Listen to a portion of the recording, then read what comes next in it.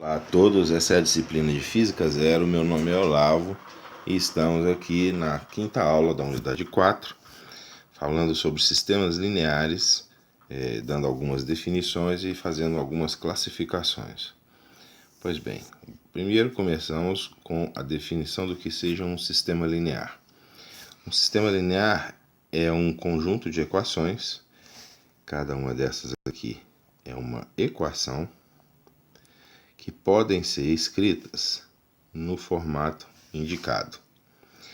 Essas equações, elas têm associadas a elas variáveis ou incógnitas, que são essas aqui, que podem se chamar x1, x2, x3, xn ou x, y, z, não importa. E elas têm também as que eu já mencionei, as equações. Então, vejamos aqui alguns exemplos. Esse primeiro exemplo, ele tem 3 incógnitas. Vejam, nessa última equação são apenas 2, mas não importa. O sistema linear tem 3 incógnitas e ele tem também 3 equações. O sistema de K, ele tem também 3 equações, mas vamos ver quantas incógnitas. Ele tem 1, 2, 3, 4.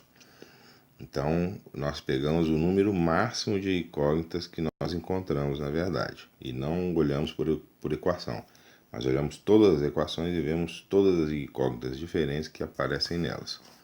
Então, nesse caso, são 4 incógnitas. Vamos ver nesse daqui? Veja, nós temos aqui 1, 2, 3, 4 equações. E nós temos aqui 3 incógnitas. Se tivesse mais, na primeira equação só, um W somado, seriam 5 incógnitas. Como não é esse o caso, são 4 equações e 3 incógnitas.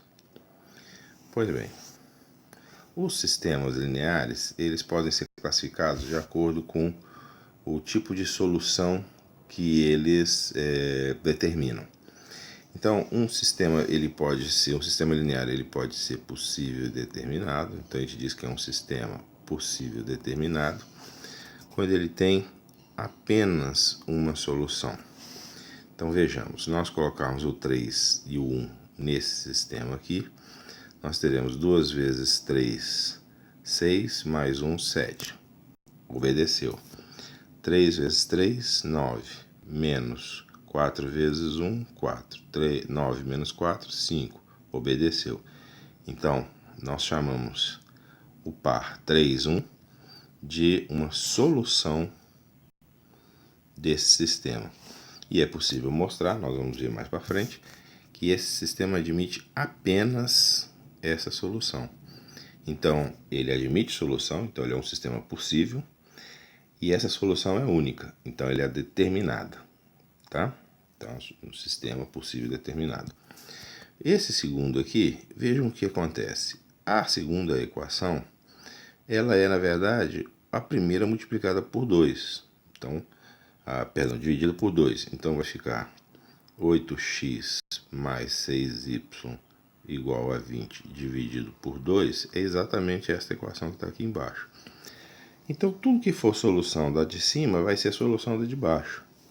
Significa que, na verdade, nós temos só uma equação independente com 2 incógnitas que são x e y. E aí nós temos, na verdade, não uma solução, mas várias soluções possíveis. Por exemplo, o 1 e o 2 são soluções, porque 8 vezes 1, 8, mais 6 vezes 2, 12, 8 vezes mais 12, 20. Mais ou menos 2 e 4 também são. E é possível mostrar que existem muitas outras, eventualmente infinitas, tá? Isso significa, então, que nós temos mais de uma solução. Então, se elas são várias soluções, o sistema é dito indeterminado. Mas como existem soluções, ele é possível. Então, ele é um sistema possível indeterminado. Sistema possível indeterminado. O último sistema, ele não vai admitir nenhuma solução. Não existe nenhuma solução que eu possa, por um par x, y, Ou seja, não existe nenhum par xy pertencente aos reais, tais que, substituindo ali, eu vou conseguir uma solução. Então, esse sistema nem tem solução, então ele é chamado um sistema impossível. E aí não cabe dizer se ele é determinado ou não, porque ele é impossível, não tem solução. Então não tem como falar nada de determinado e indeterminado. Os sistemas lineares podem ser classificados também com relação aos termos independentes que estão colocados desse lado aqui. Os sistemas que nós vimos, por exemplo, são sistemas que tinham todos ou pelo menos alguns dos elementos desse lado, do lado direito, que são os termos independentes, vou colocar aqui, termos independentes, pelo menos alguns eram diferentes de zero. Quando todos esses termos forem zero, em todas as equações os termos forem iguais a zero, então o sistema linear é chamado homogêneo. E de fato, na física, esse sistema tem uma importância muito grande e em algum momento vocês vão poder ver em disciplinas mais avançadas, principalmente na mecânica quântica. Esses sistemas, eles de cara admitem uma solução óbvia, né? Se eu colocar em todas as variáveis o zero, evidentemente que isso vai ser uma solução.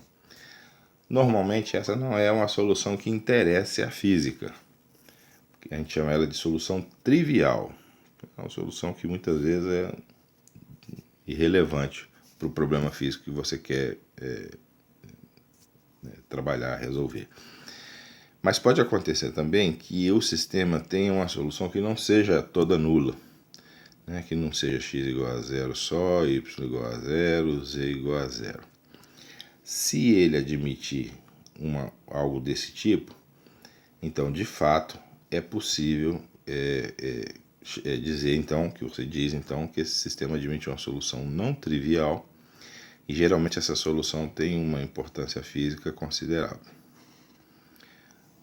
Finalmente, vamos ver por que afinal de contas nós estamos falando de sistemas lineares na mesma unidade que nós falamos de matriz de determinância. Porque se vocês prestarem atenção, eu poderia escrever estes sistemas lineares que nós vimos estudando, principalmente esses aqui, que é mais fácil. Vamos pegar este aqui, por exemplo. Ele é um 2x mais y igual a 7.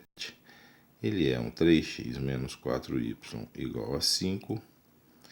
E vejam, eu poderia pegar este sistema e escrevê-lo na seguinte forma, que nós vamos chamar de forma matricial do sistema. Nós multiplicamos isso daqui por esse vetor coluna e representamos os termos independentes como um vetor coluna também. Se nós fizermos as multiplicações dessas matrizes, a primeira dá exatamente a primeira equação, né?